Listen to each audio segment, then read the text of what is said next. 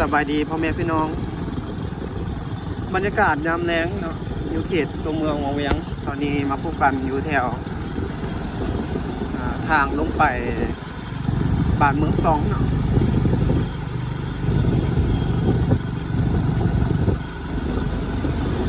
ขี่รถตอนนี้ขี่รถจักรอยู่พี่น้องห่อลงไปตามเส้นนี้เนาะเส้นทางบ้านเมืองสองนี่แหละเนาะลงไปเราจะไปข้ามขั้วสีแดงข้ามไปฝั่งแม่น้ำสองอันนี้จะเป็นวิทยาลัยเทคนิคแขวงวิจันทร์เนาะ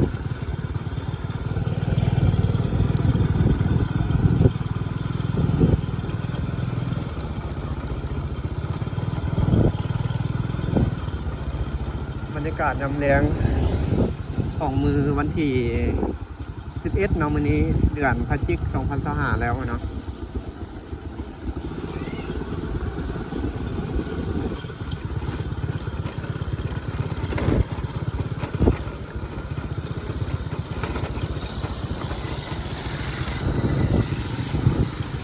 ที่รถพาพ่อแม่พี่น้องมาเลาะเบิ่งบรรยากาศยามแล้งพอดีออกมาแถวตัวเมืองเนาะขึ้นตามเส้นทางแม่น้ำสองเนาะวิวจะดีปานใดเนาะบรรยากาศยามแล้ง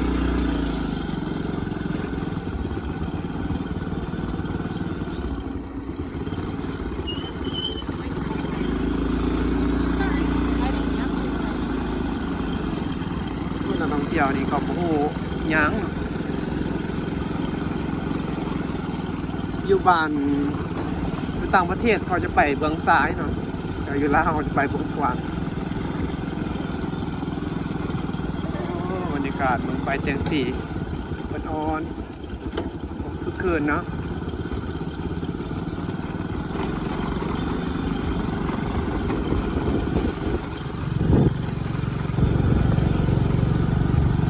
มีนักท่องเที่ยว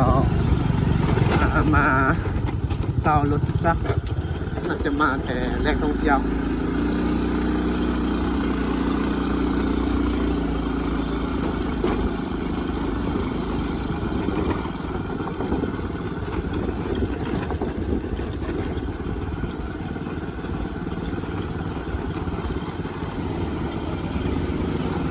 เส้นนี้ก็จะไป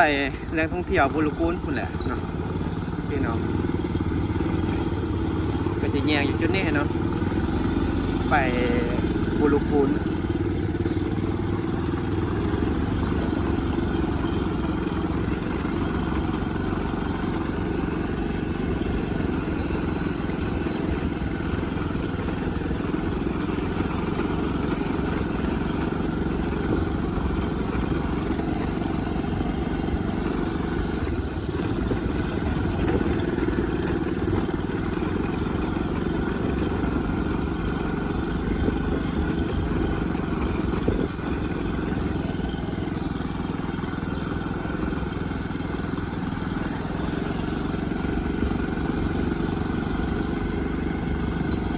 เขตแม่น้ำสองวังเวียงบรรยากาศยามแล้งเนาะใกล้จะค่ำ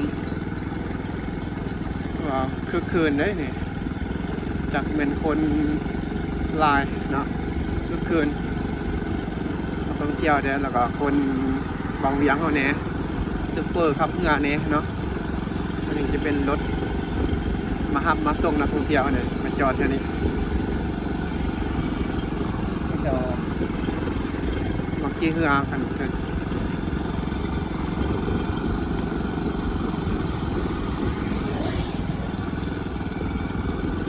ขี่ชมบรรยากาศน้ำแรงเนาะโอเคพี่น้องพาชมบรรยากาศแค่แม่น้ำสองวังเวียงเนาะ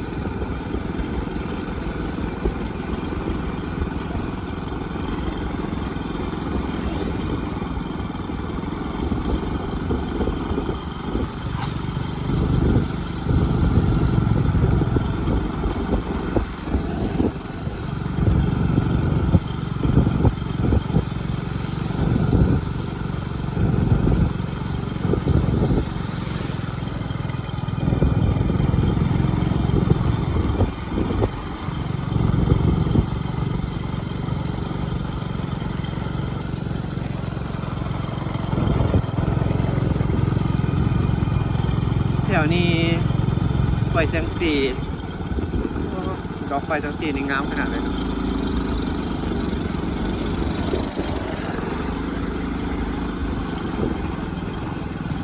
วิวงามเป็นบ่อนเช็คอินถ่ายรูปเนาะใหม่ปรับปรุงขึ้นมาใหม่เนาะแต่ว่าอยู่นี่เขาจะเฮ็ดครัวเนาะแต่ว่ายังไม่ทันเฮ็ดเถื่อเนาะพี่น้องยังไม่ทันเฮ็ดเถื่อเป็นคันพาเพิ่นเฮ็ดครัวแล้วจะอัปเดตให้พ่อแม่พี่น้องคนใดเบิ่ง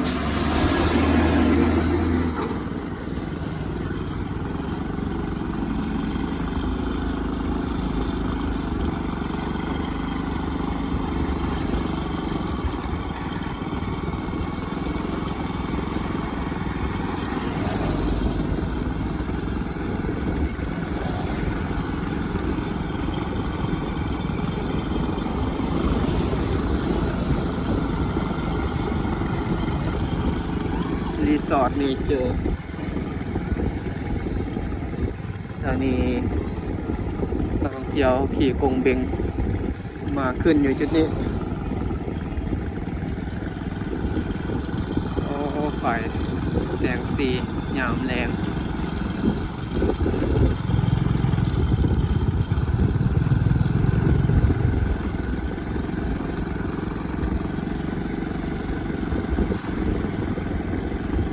งามเนาะนั่ง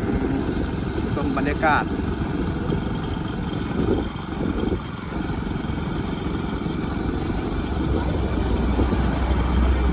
เขาบุรุนขอลงอยู่จุดนี้เด้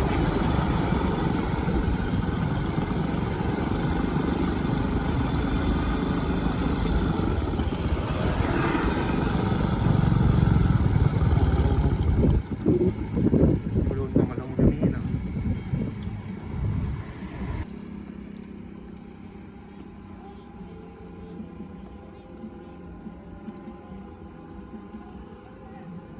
เป็นบุรุนเขามาดึงลงจุดนี้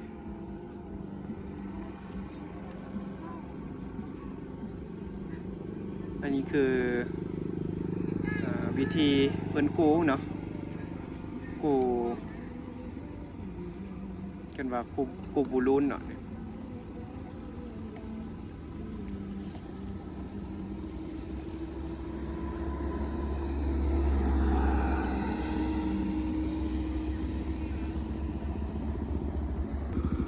โอ้ตอนนี้บรรยากาศมืดแล้วพี่น้องมืดแล้วเนาะ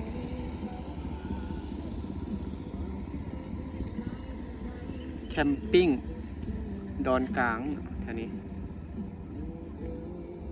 โอ้ยังเฮียยังเห็นคนเขามายังพายเรือคายักลงมาอยู่เด้ออยู่เนาะตอนนี้ก็ได้โอ้โห